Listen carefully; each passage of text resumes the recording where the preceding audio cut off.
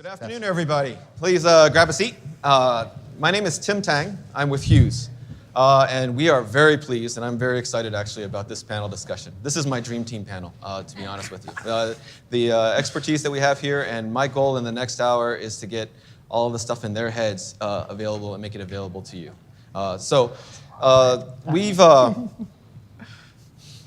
My role in the company is to look at industries. I look at the transformation that's taking place in retail, in banking and finance, in restaurants. I look at the digitizations that's taking over our society at large, and I've seen how different markets evolve and change.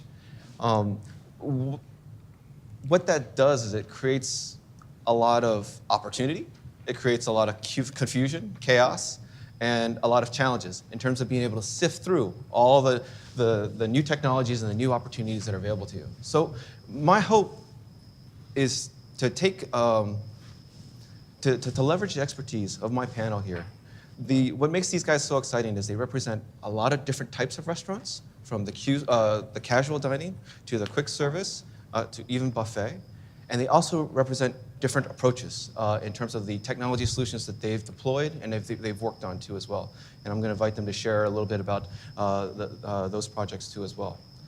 You know, when you come to a conference like this, it's very, very common to have a kind of a survey of all the latest and greatest. And I think I'm very confident you're going to get that here too as well. You're going to be introduced to all kinds of different platforms, all kinds of different solutions. And many of them will be, you know, the next Google, the next Amazon, and many of them will be gone in 6 to 12 months to a large extent. My intent here, though, is to maybe ratchet it back a few steps. I'm keenly interested in understanding what happens in the here and now and the next steps thereafter.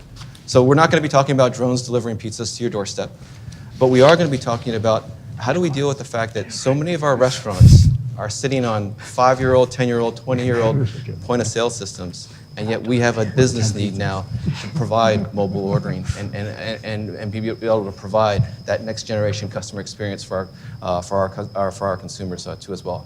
So I'm not so much interested in the future. You're going to get that in the general sessions and others throughout this day. I'd like to, before we get into all that, back it up and talk about today, and talk about where restaurants as an industry sit today, and what is available to us in terms of the solutions, and how do we navigate from here in the next 12, 18 months in terms of those plans.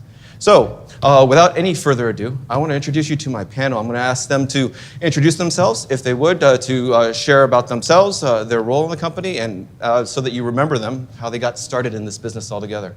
So, Tom Lindblom, I'm the Senior Vice President, Chief Technology Officer, CKE Restaurant Holdings. So that's Carl's Jr. and Hardee's, La Salsa, or not, Green Burrito, Red Burrito. So those are our key brands. And we've got about 3,500 locations, 43 states, and about 25 countries. So we're an international brand. And you know, I started off, it was a summer job, then while I'm going to school, and so you know, after I got my engineering degree, for a couple weeks, I actually went off and did something else, and then ended up back in the restaurant industry, really in a technology and operations role. So I've done a number of roles through the years, you know, everything from mergers and acquisitions to technology to, you know, you name it, you know, I've done it, and that's gotten me today, and so I have understanding of operations and understanding of technology, and really a business understanding of what makes those work together. Douglas Kwong. I am the digital director at CC's. And CC's, the brand, really at the end of last year went through sort of a transformation. We relaunched the logo and really the brand in general, and part of that was bringing all of the digital platforms up to date. So at the end of last year, along with the new logo, we relaunched the website, made it responsive, mobile-friendly. The one before was hideous. If any of you are familiar with the Wayback Archive, don't ever check it, please. We also rebuilt the email platform, made it display a little bit better on both mobile, desktop, and tablet devices. And then along with that, just sort of took a look overall at how we were communicating to our guests in the digital platforms. specifically with social media, and then really wanted to make sure that it matched up with where we were coming from a traditional brand perspective.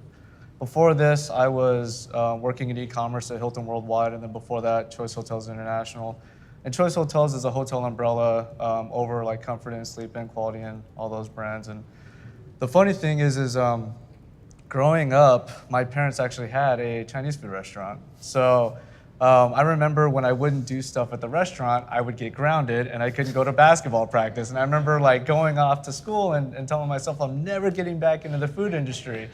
But while I was at Hilton, the opportunity came up, and just looking at where CC's is and where we're heading and the opportunities is pretty phenomenal. We just had our 13th consecutive quarter of same-store sales growth, so that's really great. And a lot of this is sort of taking digital to the next level to help us take advantage of all those opportunities that we have out there. Great. I'm Tripp Sessions. Work-wise, I'm currently the managing director for Exopsol. I'm also an investor in a company called HughesON TV, which is a digital out-of-home platform. The easiest way to introduce myself is what's on my Twitter profile, which is husband, father, football fan, geek at heart, retired mascot, aspiring lounge singer. So if you want to know me in a nutshell, that's who I am. What's your handle? Tell everybody what your handle is so you can get the followers. At Tripp Sessions. All right. Everybody follow that. Sessions. Everybody follow that handle. So so that's me work-wise. I started my career at Zaxby's Franchising. I was employee number 23 there. They now have several $1 billion in system-wide sales and was there for a decade. I've been at Wendy's, I've been at Arby's, ran an e-commerce company for a while where we sold shoes to old people. So if you have a bunion problem, I'm a good guy to know. And most recently, before I started my new gig, I was a senior vice president, chief digital and technology officer for TGI Fridays. And that's me. Thank you. Thank you very much. So what I thought we'd do for, in terms of just structure so that you get some idea of what's going on, I'd like to have 3 parts to this session.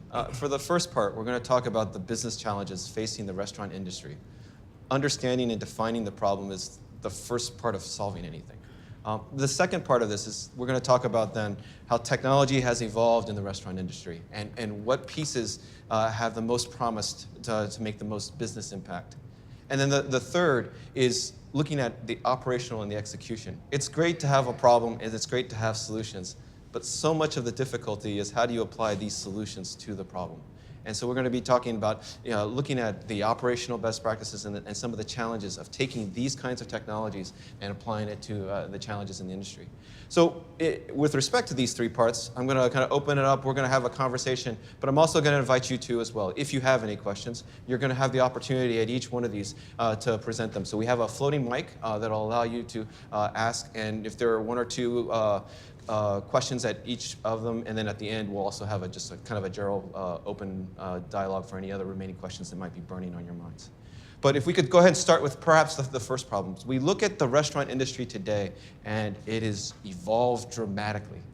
I mean, if as I kind of alluded to earlier, I look at markets and I think of eras. If I go back 5, 7 years, when Amazon kind of came on the screen, retailers were very much threatened and very much challenged by the competition, the showrooming, the web rooming that was taking place with these online competitors.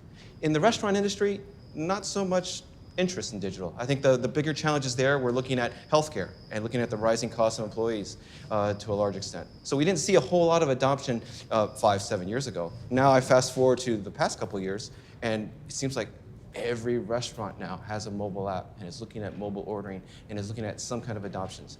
Technology's become, we've moved the competition for the customer from the restaurant now into their living room and trying to get their attention, to get their connection with our brands. So maybe from an opening question perspective, let's start with, as practitioners in this space, if you could, we'll start with Tripp, talk about what do you see as the most prominent business challenges that you're thinking about or focusing on? What's top of mind for you? Yeah, I think for the restaurant industry specifically, it's the notion that there's been many industries that have been disintermediated by the internet. I think restaurants is one where it's just starting to happen, whether you're talking about Uber Eats or you listen to the CEO of Domino's talk about how they're now a e-commerce company that happens to serve pizza. I think there's a lot of fascinating things that are going on. There's a lot of competition that's coming to the market, and I know Tom will touch on that a little more in a second, but there's a lot of competition coming in the market that we never even anticipated, and we're competing with people we never knew they existed because they weren't here 4 years ago, and we're getting bombarded by all angles, and I think that's the biggest single thread of pressure that I see, that's outside of the normal food costs, labor costs, all of that stuff. I also think being a restaurant manager is a really tough job because 2 years ago we were riding them to manage food costs, and now we're telling them they got to be an awesome HR manager, and those are two very different things. And I think that presents a lot of challenges, but also a lot of opportunity to do really cool things. It is interesting when you look at restaurants. It used to be restaurants competing with other restaurants. Now it's restaurants competing with grocery stores, with C-stores, with food delivery services. But you're always vying for attention, and so I would argue that you're not just competing against those, right? You're competing against Uber, and you're competing against whatever the flavor of the month is, trying to vie for their attention. Sometimes directly, sometimes indirectly, and I think that's a challenge for both marketers and their technology partners who are trying to enable them with the technology, because the traditional restaurant IT guy, unless you're Tom, doesn't have the skill set to do that, and it's all about how do you arm these people that come to this conference to combat that. Douglas, what's top of mind for you? So I'll just pick up on what Tripp said with asking our restaurant managers to do more and more. Right now, the customer service landscape has expanded way beyond the four walls of the restaurant with Yelp and Google reviews and all those different types of things. And you're a few words away from winning a customer to life or ending up on one of those BuzzFeed how not to respond to guests articles. So it's really important to show them why we need to pay attention to these things and how they need to treat different situations. And there's no cookie cutter approach to it all. It's just learning to run the business and running the business well. So before we came up here, Tom brought up the point of like when you're moving into the digital space, don't just treat things as a checkbox. I won't elaborate too much on it. I don't want to steal your thunder. But that's really it. There's a lot of different things going on with a lot of different brands, regardless of industry. And you can always get sucked into well, these guys are doing this, shouldn't we be doing this? And even if you do execute it, are you executing it the way you're supposed to? Is it really giving you the success that you're looking for? So I think that's really where you have to sit back and say, okay, who is our guests? What are their behaviors? And how can we positively affect it to remove any sort of trepidation out of the transaction process? And I think if you approach things in that regard, then you're taking the right step. There's been much that's been said about saying that the customer's experience is not being defined by your competition. It's being defined by Apple, by Google, by Amazon. And the evolutions of their experiences with the customer are now feeding into your environment. Those same expectations are just translated specifically to the dining experience. Tom, what's top of mind for you? No, absolutely true. I mean, the expectations on the part of the consumer are dramatically elevated. We talked a little bit about the check the box concept, and if you this is kind of like the airline magazine, right? You look through this and all of a sudden you've got maybe your boss or somebody saying, "What's a great idea? Why aren't we doing X?" Well, whatever you're going to do, it really needs to be an extension with and fit with your brand. It really has got to be something that your customers are going to perceive as being genuine, and that it has to be a good fit. If it's a bolt-on, if it's I did this because everybody else did that, you're just not going to get the benefit that you're hoping to get. And checking that box, well, it might buy you a little bit of time with your boss. It's probably not going to position you where you need to be with the business. You know, we've talked about this level of sophistication, Apple, Google, and others kind of setting a benchmark. So if you take something and it's poorly done, you know, kind of slap it out there, that's your brand. That's the perception of your brand. You better make sure that when you're gonna go introduce something, that you have a comfort level, that you believe that it's additive, that this is going to improve the overall perception of your brand. It's consistent with what you stand for. You know, if you're a vegetarian restaurant and you look through the magazine and okay, there's this burger and it's this great selling thing, and tomorrow, you know, that's your marquee product, it's probably not gonna sell very well.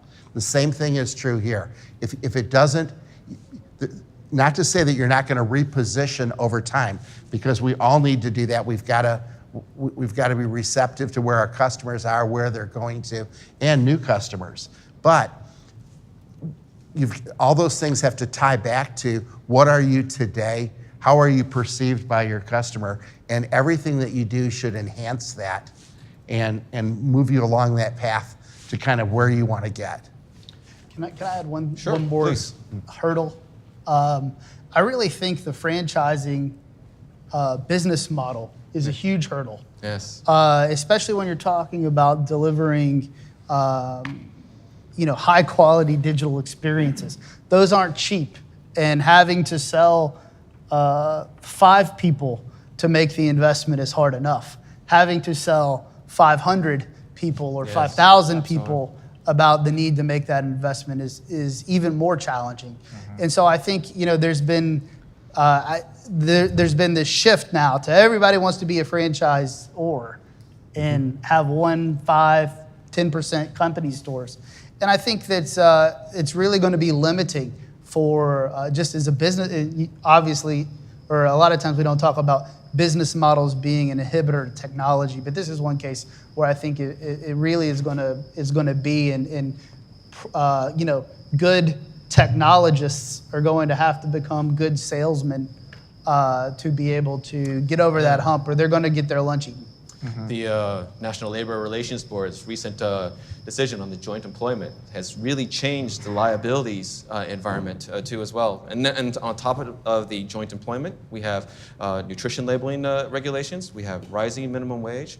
There are so many pressures now on restaurant operators in terms of being able to interfere or hinder their ability to run a profitable business. How do you think through all these different challenges? How do you organize them in your head? How do you prioritize them in terms of being able to develop a strategy of dealing with them? Tom? Well, I think first and foremost, you have to know what you want to be as far as a brand. And that includes knowing kind of having an understanding of where you are today, but a bit of a vision that says, where do I want to be when I grow up? If you don't know where you want to get to, it's going to be very difficult to get to that place. And so, certainly there's a number of things that you will see out in the marketplace that you're going to adapt. It's not going to be, well, this guy did delivery, so nobody else can do delivery because it's copying him. This guy has a web app. But as you're doing these things, it has to be genuine. It's got to be an extension of your brand. It has to fit well.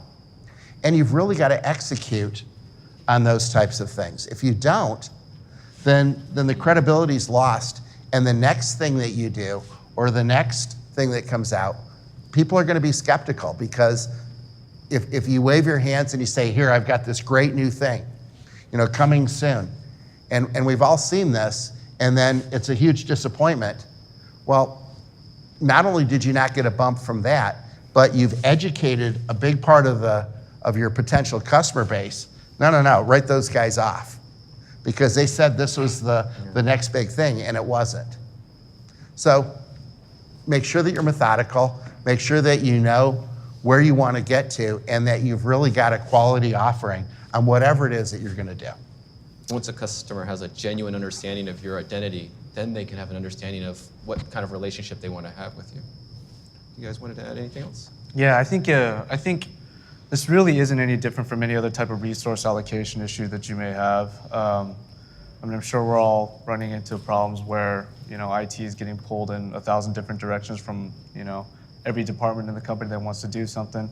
But when you take external factors into place, like all the regulations that are coming down, the emphasis and the priority is a little bit higher, but at the same time, it doesn't change the process.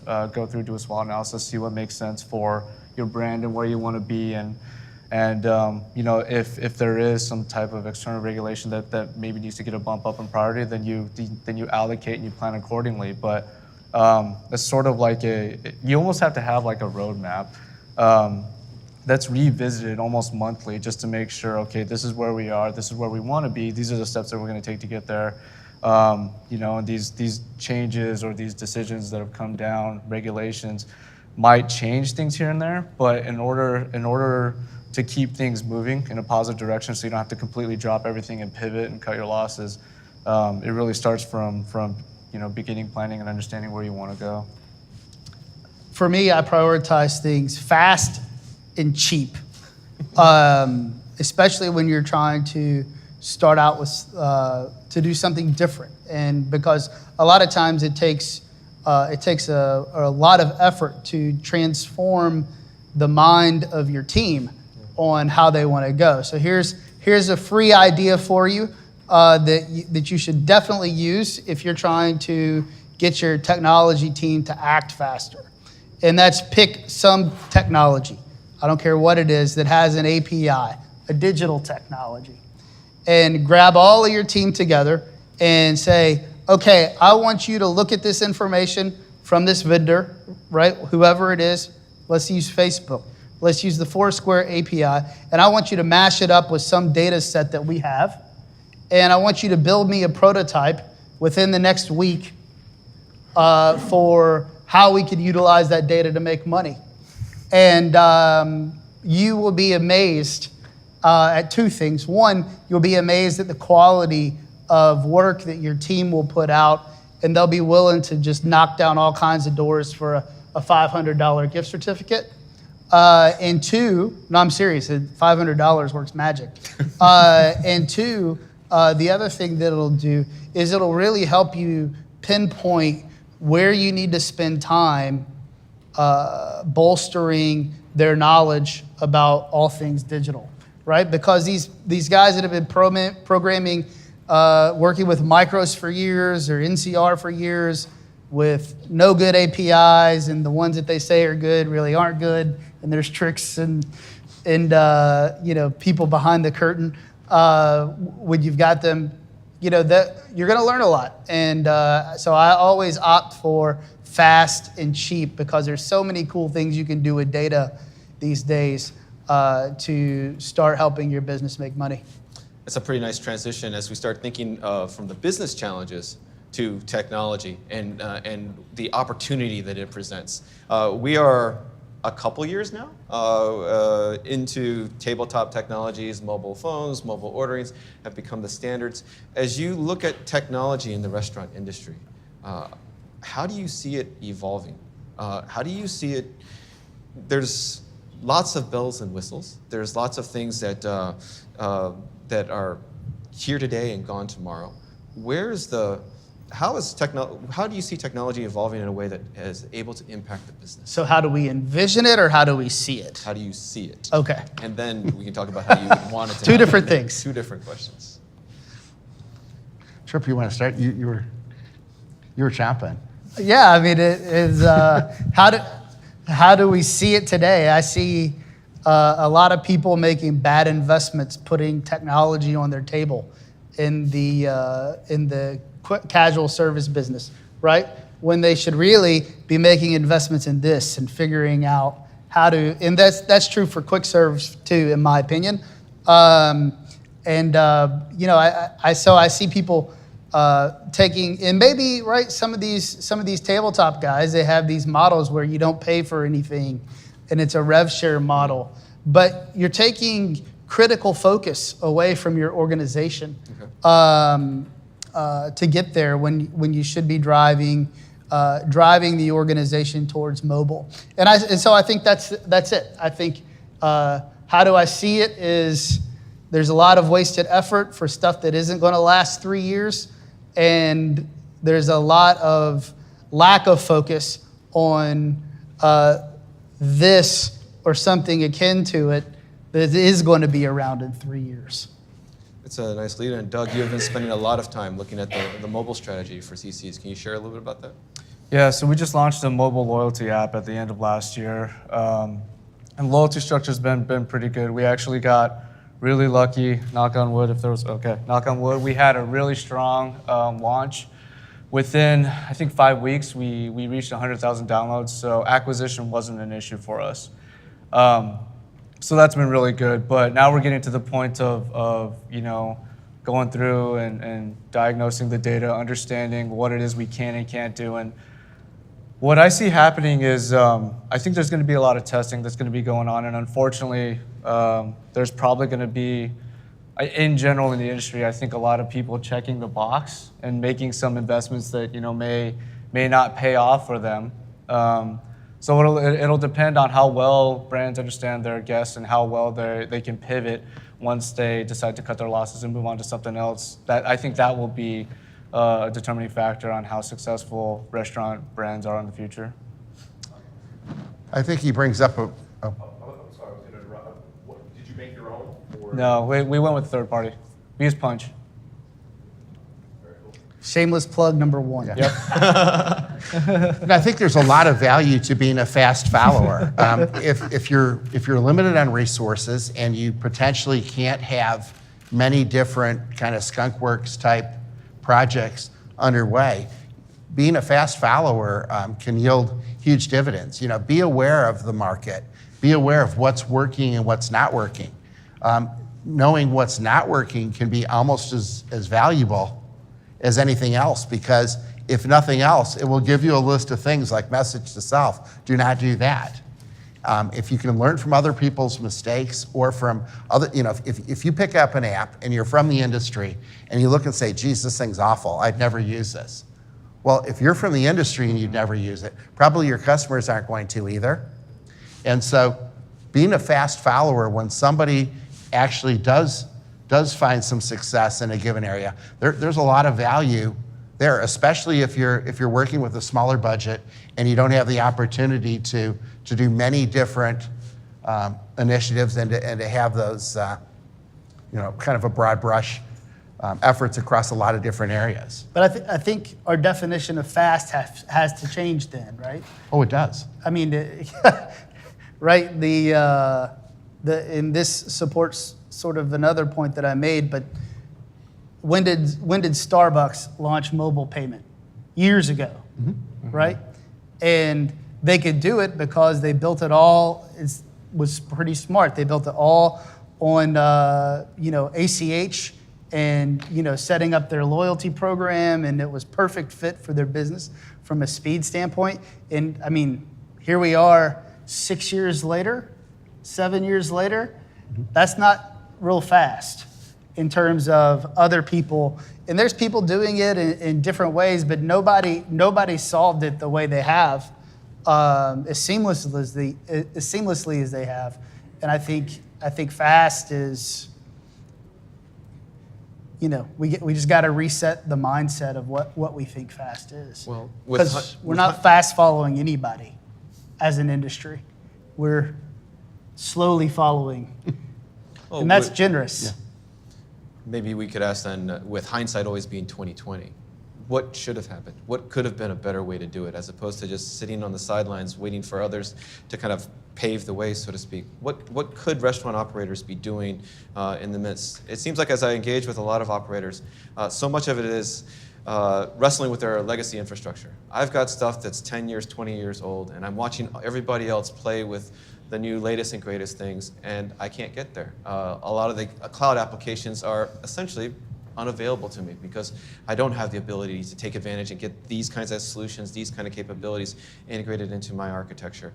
What advice would you give for the operators in those shoes who are dealing with trying to transition into the new world?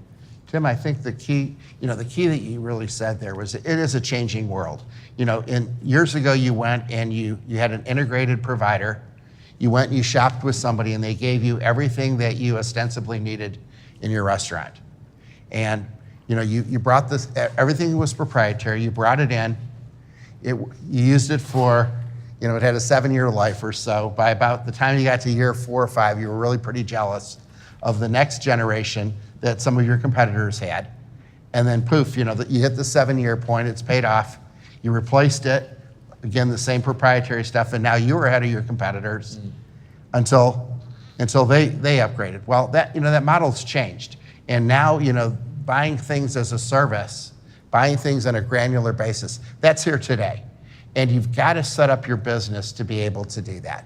If that means things like segmenting your payment applications off so that you're not sitting there going, well, I really could do this thing with online ordering or my kitchens, but I can't do that because I've got credit card data and I can't expose that.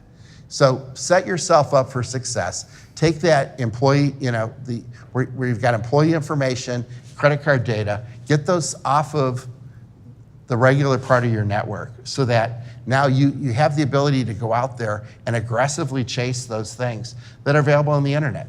Everything that comes along is not going to be a winner.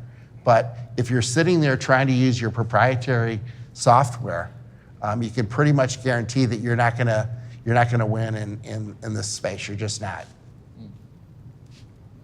Yeah, I think going back and just mapping out the entire transaction process and trying to pull out any type of friction along the way is going to be helpful. You know, we mentioned at the beginning the Googles of the world and the Ubers of the world and all those types of things. Thinking beyond the restaurant and the food industry, it's understanding what exactly is every step that a guest may have through each stage of the purchase funnel, and how can you take out any type of friction from there. That will give you an idea of what type of resources or vendors you might want to partner with, and then ultimately selling that to your company and your franchisees and getting everybody else on board to where you want to take people will be a lot easier if you have that entire plan mapped out. In terms of how you can impact change, I think a good old-fashioned revolt is in order. Right? I think we're not going to get the tools that we need and the products that we have until we all start demanding them from the vendors. And I think, you know, I see too many organizations that I'm in and out of that are hamstrung because of the scenario that Tom laid out. And I think collectively we could put pressure on the two big 800-pound gorillas to actually give us something that is of this century from an integration standpoint. And I think that's much needed and much would be hugely beneficial. I also think we got to learn from other industries, and we got to learn to think outside of the box. And whether it's your experience from Hilton, you know, e-commerce companies have a wonderfully fantastic way of doing payments and mobile orders. Mobile orders, period, right? But they've done some really creative things that make taking a payment in a restaurant on a consumer device to be very low pain point for you from a PCI compliance standpoint. But one of the big issues is there's not forums or venues that blend the two audiences. And so you go to NRF and you're just overwhelmed by everything that's there. And I think we got to have more venues for exposure to what's going on the other side of the retail fence. That would help as well. Yeah, I remember being at Hilton and Choice Hotels. One model that we looked at a lot was Amazon. We all know how dangerous Amazon's one-click checkout can be. You know, you spend a couple of minutes on the app and you're getting, you know, a few $100 worth of stuff shipped to your house. But if you look at how easy they made the process, it's like, and even beyond what's going on within their app or their site, how often do you get an email from them of something that you were looking at in your cart, and it's like, oh, you forgot this, and you're like, oh yeah, I did forget it, and you go back and you check it out again, plus all of the related items. And you know, drunk buying is a thing now. Oh my gosh. Like you're a little tipsy, and 2 days later, it's I bought all that? Someone needs to make an app where it can sense your blood alcohol level. It won't allow you to open up certain apps, like that one and messaging. There you go. And also phone calls. Yes. Yes. We've talked quite a bit about using technology to impact the customer experience in terms of engaging with the customer through the mobile, and we also talked briefly about the tabletop technology as well. What are you seeing in terms of the employees? The employees, with the high turnover, with the rising minimum wage, they seem to be at the center of a lot of the costs that impact a restaurant. What technology strategies have you thought about to impact that portion of the business? So we're actually in a really good spot. We don't have the answer. We're not going to act like we have the answer. But we're in a good position to where we could take a second look of how we're training our employees and how often we engage with them. The solution that we had in place just wasn't cutting it because we weren't speaking to them enough and we weren't talking to them enough about what was important. But we have a brand new operations training team, and that's sort of the big ask for them for the year. And a lot of it is going back to exactly what we want our brand identity to be, and in order to be relevant this day and age, you gotta be on mobile, you gotta be digital, and it's not just important for our guests either, but for a lot of the team members who are working in the restaurants, if you have a lot of good content delivered over the mobile device, then they might think these guys are pretty cool. So we're taking a look at a lot of those things, and I'm sure it's going to be a lot of testing and learning. But we're in a good spot because we're not dealing with a legacy system at this point. I mean, I think digital touches every part of the organization. So in your example, right, you've got to move your HR practitioners into a space where they're comfortable engaging with employees that way, and they're right all the laws around. Well, if they look at this and we're not paying them for it, it's like you get into this big pile of minutia. And I think when you talk about a digital transformation, it's not just technology. Technology is one small piece of it, right? You've got to start with culture because the way everybody works has got to become different. Mm-hmm. And I think that in and of itself is the biggest challenge to actually making something that is meaningful and lasting to your business and not just point solutions, because you've got to solve that. But to me, the issue is, we really have to even let's just talk about a partnering ecosystem, right? You've got to understand that, hey, you've got this awesome first-party data that you have, and there may be another vendor that has really awesome first-party data. But if you combine those two things, you could blow your mind about what you could do with them. Mm-hmm. And that's I go talk to some CEOs or some boards that I've had to present to and try and get them to sign off on giving away our data or trading our data for access to others' data. That's a hard conversation, right? Yep. Even if it's not like financial related or anything.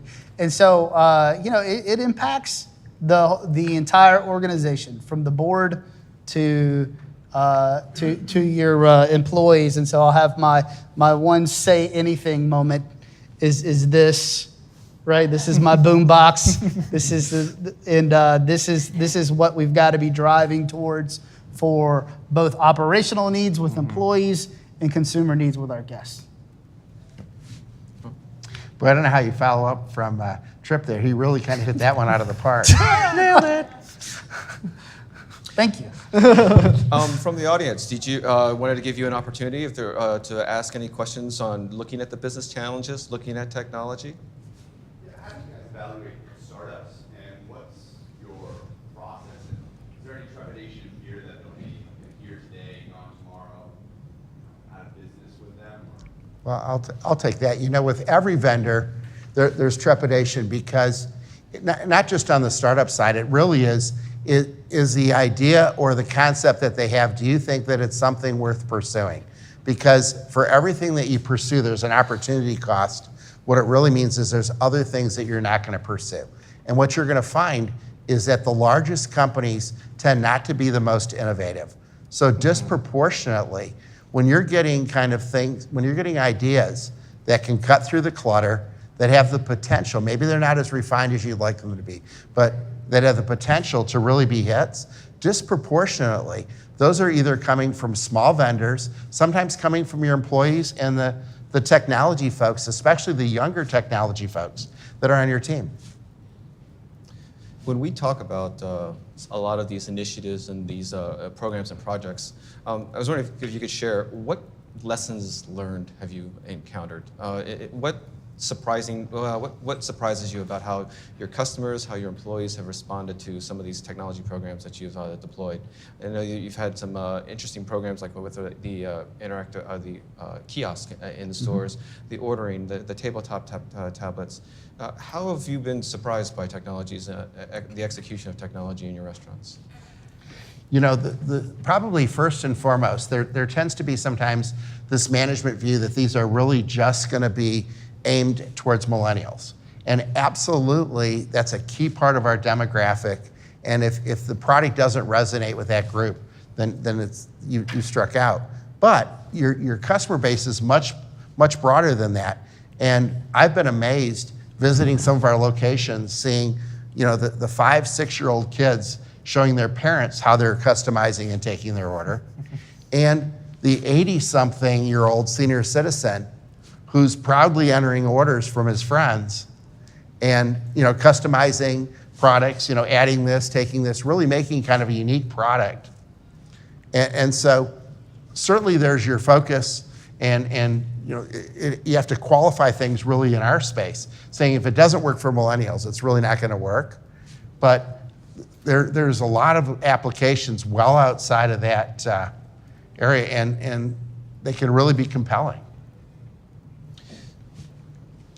Did you have anything you want? I guess for us, we have a mobile ordering kiosk where you can custom order pizzas in one of our locations, and oddly enough, the best thing that we got out of it was data, because right now in all of our other locations, it's all those types of orders are being taken with a pen and a pad of paper. So talking about getting rid of legacy systems and getting us into more modern times, we have a lot better of idea of what our waste is and how many of these types of orders we have coming in and what the usage actually is. It's very easy for a piece of paper to either get dirty or just get thrown away, and we didn't have that kind of visibility. But from what we're testing right now, things are looking pretty good. We've talked a lot about the business problems and some of the technologies that are available and the execution. As you look forward from this point on, where do you see the market moving? Where do you see the opportunity? Well, as one of the current things that's a hot button today is wages. We're seeing minimum wages escalating rather dramatically. We're seeing restaurants that are being disproportionately affected by that relative to competitors, and they really are competitors where you have grocery stores with takeout food, convenience stores, and quite honestly, people at home. So some of that's been exposed as you've seen food costs come down. Grocery stores have actually had a huge benefit because their labor utilization is much lower than a restaurant, and they've experienced that same reduction in food cost that we've experienced, but their net effect has been more favorable. So, it's a changing dynamic. We've seen fast casual guys struggling lately. There's been a number of chains, I think five different Chapter 11 filings just literally in the last couple months. And so labor's going to be a big element, but food cost and value for the consumer. And so that's really the challenge, I think, is that if the consumer does not feel like they're getting value from your brand, value from buying a product from you, that they're simply not going to make that purchase.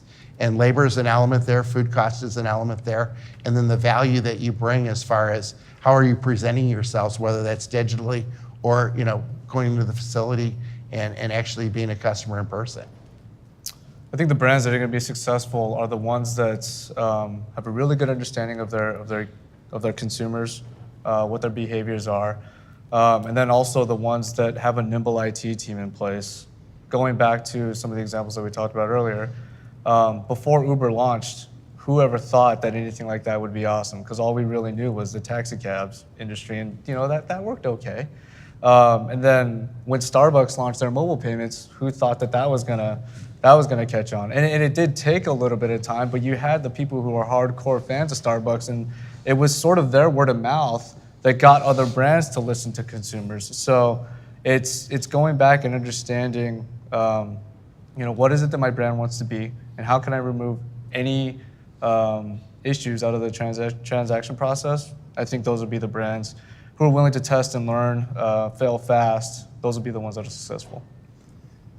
So I've got to poke at something because it's just been gnawing at me, and you said something again made me think about it. But how many people in here's parents told them you should never ever hitchhike? Right? My parents told me that. How many of you hitchhiked here in an Uber? Yeah. Right? I think it's fascinating, right? Because basically you're hitchhiking when you pick up an Uber, right? You throw the guy 20. That's how hitchhiking used to work, to pay for gas, and now you just swipe right on your phone to tell how many stars. And I think that's a great example when I talk about disintermediation. What you should learn from other industries is that there are really long established businesses that have gone out of business in other industries because they have been disintermediated by technology. And for us to think that that's not going to happen with restaurants is possible, but it does not seem probable considering some of the the old and venerable industries that have just been turned upside down. And so I think from when we think about what are we going to do, we've got to think about at the end of the day, whether it's a CKE or a CC's or whatever brand, our people are coming to us, our customers are coming to us, our employees are coming to us because they desire an experience with our brand. And I think that may mean restaurants having to come up with digital products. That may mean a whole lot of different things than you're used to thinking about or providing today. But I think because at the end of the day, we're in the hospitality business, right? The people that can figure out how to manufacture serendipity with technology in a brick and mortar establishment. We're in Dallas, so if you talk to Mr. Marcus's family, they talk about their grandfather being on the floor at the first store, and he knew his customers. He knew them all. And so if we think about, okay, let's just start with how do we give our minimum wage, I live in the South, so minimum wage is not 15 an hour. It's still $5.25. But how do we give them the knowledge that they need to know in a way that is totally not creepy, but it borders on cool and it borders on serendipity to know that, hey, Tom just walked in and he likes boneless buffalo wings and IPAs. And how do we get that message to the frontline employee who can do something with that in real time? That, I think, is fascinating, and there's people working on it, but I think that's more of where I envision the people that are going to succeed. Right? So I won't say that, but the people that are going to succeed, they're going to start embracing that and figuring out how to make that happen. The other thing that I'd add as well is I think one thing that's important for all of us to know and understand and to tell the rest of our organizations is that the experience isn't just within the four walls of your restaurant. Going back to what Tripp was talking about with digital, we talked about the example with reviews earlier, but anything that has to do with social media, any type of website engagement, email engagement, that's the experience for your brand. So the more locked tight you are with a central brand message, a central brand theme, the the voice, all those types of things, the better it is for you and for your guests to remember. You know, it seems like when you think about the restaurant industry, you want it to be about the food. If my food is better than my competition, my business should be better. I should be in a better position. Whatever my value proposition, be it cost, be it type of food, and those kind of elements. But I think what we're seeing more and more is food is still very important. If you have a lousy product, nobody's going to buy it. But now the question is, it's food plus whatever else. What else is required in addition to having great food and a great experience? Is required to have that ideal experience that your customers are looking for? Are there any questions from the audience? Can we get a microphone?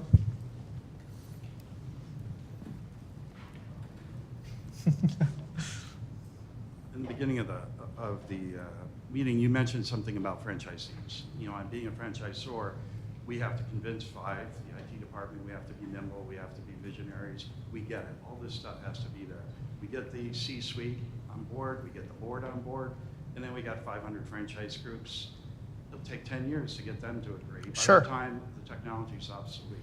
What do you see changing there? And let me throw something out. They pay royalty fees, they pay marketing fees. What about technology fees? Do you see that coming down the road where, as a franchisor, it's our job to come up with the technology solutions, and they just have to pay for it. They have to fund it, essentially. Take away from them the decision. Yeah, so I have been a part of change where we charged fees for services rendered, or we charged fees for specific proprietary software that we had purchased or developed on their behalf. I'm not familiar with what I think you're talking about, which is basically a national ad fund for technology. Is I understand you presenting it. You know anybody doing that? Well, I think let me answer that by there's a couple things going on. First, the joint employer piece is causing a huge amount of concern out in the marketplace as far as people being perceived as dictating at a very granular level how a franchisee operates their restaurant. So I think what you're seeing is, they're probably really going to be technology fees, but what you're going to see is increasingly those being under a marketing umbrella, because typically most brands have either a co-op where, you know, it's kind of one location, one vote, and so ostensibly the franchisees have equal participation with the company. And so what I think you're going to see is those will manifest themselves more in the marketing umbrella as being, okay, we're going to do this loyalty app. Everybody has to participate. Here's the costs associated with doing it. Gift cards, whatever different loyalty type programs you're going to do. If it's increasingly, everything really is tying into engagement with the guest. And that becomes I'll say, non-commodity part of the systems that exist at the individual locations. And so because of the regulatory environment, I don't see them being named as technology fees that are going to go to the IT department. I see them probably more as marketing activities that are part of the brand persona, and they're going to be characterized and funneled that way. I think that's how it's happening today. It is. Yeah, it is. I think you miss a lot when it happens that way. As a technologist, if you wanted me to tell you how to better optimize your media spend, I'm not your Huckleberry. Like, that's not me. But there's a whole bunch I can do with data that has nothing to do with your media spend that's going to give you a much more better touch point, a much more valuable touch point than a TRP would give you. And so I think that's an interesting part of franchising as a business model. I think, right, and these legislations are new, and these new regulations are new, and I think franchisees ought to be concerned about it too, because it's really hamstringing them from being able to be a part of the brand that they signed up for. And I think it's, hopefully the guys that run all company stores are going to pounce on it. I mean, you are Good seeing opportunity. you are seeing an increasing hesitation across across the industry of people not willing to share best practices.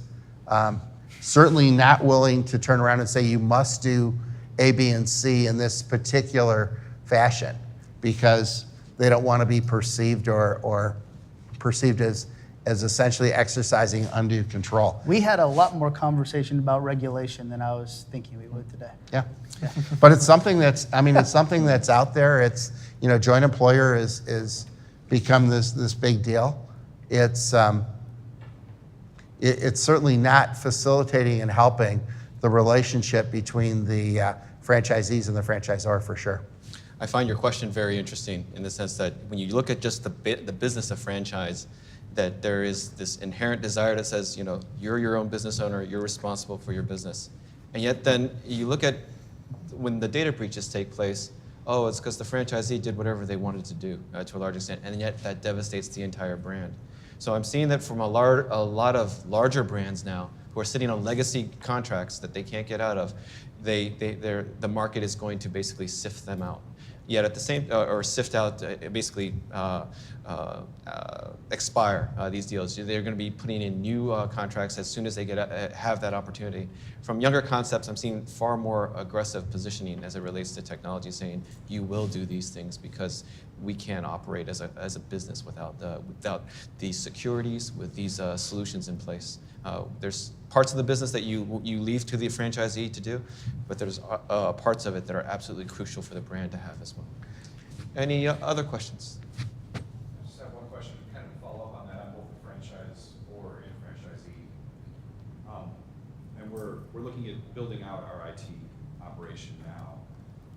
Can you give me an idea with the companies you work with or what the size of the IT department, the technology department is within those, maybe compared to the number of stores that they're responsible for, X number of people for Y number of stores, something along those lines? So I'll let Tom scare you, and then we'll just go. We'll go this way. One, so that's where we're starting. So nothing will surprise me. Well, I don't think there's any, there's not a consistent answer here because there'll be some concepts that are going to be largely virtual concepts. And what they're really doing is buying a number of services from different people and kind of packaging those. And so we'll have integrators out there that are, some people essentially, they've outsourced their IT department, not say scanning, not say system administration, not web hosting, but a larger portion of that function. So today, every business has got a percentage outsourced. And so as I talk to colleagues, in some places it's as low as 10%. I can tell you that's really rare. In others, it's 95%. I can tell you that's really rare as well. And so the number of people that are working for you, it's really not a function of, the traditional metrics that said, okay, I need one PC tech for every 350 employees. Because what that doesn't really address is you typically want to have in your organization the strategy and coming up with what it is that you're going to do, what's that direction, what's that strategy. You need to own that.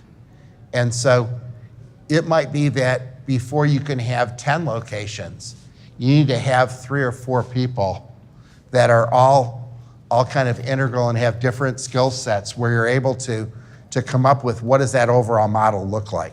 And now maybe it's really scalable. Maybe now you need to add one person for every 50 restaurants or something. But I don't think you can turn around and say the magic number is for each billion that you ought to have 210 people, because franchise dollars are way different than company dollars. In the case of a company restaurant, you may be you're paying the employee, you're running all your HR systems and things like that. For a franchisee, typically they're paying their own employees and they're doing those things. So some people are providing some very, very limited services. Others are providing, a much greater percentage of the services. So I know that's not what you're looking for, but I don't see that there's any magical number as far as what that is. The only key part is to have that brain trust within your group to make sure that you're setting a direction and that you're constantly adjusting that direction. You didn't scare them. No, I didn't. So I was employee number 1 in IT at Zaxby's, and I think at 100 stores, some companies, some franchise, I had 4 or 5 employees. Is what I remember. If that's a little more tactical for you. Yeah, Yeah. I'll add on to that a little bit as well. So I think the strategy ultimately does feed that answer, because you need to figure out, in order to move down the line of the strategy, what technologies do you need to have put in place, and then you can put headcount to that technology. But just to give you a little bit of insight, at CC's we're a pretty small IT team, less than 10 people.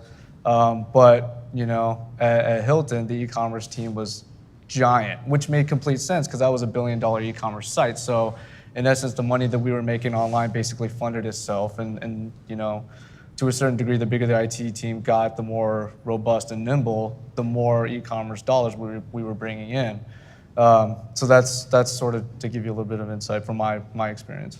And in your case, I don't know if you're like, there's any good colleges in your town, but the very first kid I would hire would be a kid. Yes. Yeah. And they'd be 22, 23. Gung ho. I would give them just enough rope where they couldn't hang themselves, and I'd turn them loose and see what happened. Mm-hmm. That's what I would do. That's what Zach and Tony did for me. All right, well, we are unfortunately out of time. This could go on for a much longer conversation. Our panelists will be available afterwards, but if you would, please join me in thanking them for their insights.